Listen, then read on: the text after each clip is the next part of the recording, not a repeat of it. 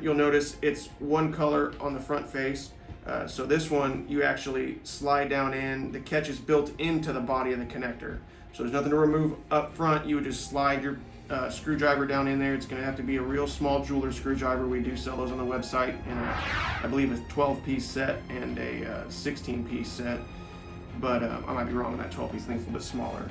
We do have all that stuff listed on the tools. So with that little small screwdriver, you'll slide down in there. You do have to remove your rear lock first, which you'll find that out pretty quick if you don't.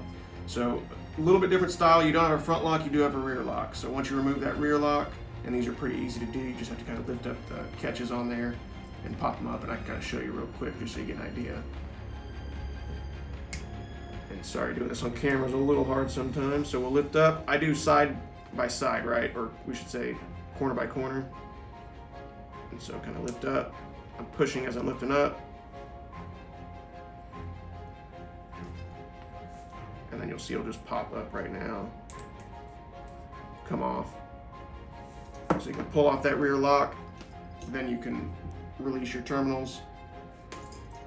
Same deal, removing that rear lock shows you that this one is a sealed connector just like the other ones, because this is for your fog lamps. It's going to be in the engine bay. So again, oversized seal because you don't want water penetration into that connector. Put this lock back on and I'll show you the last one.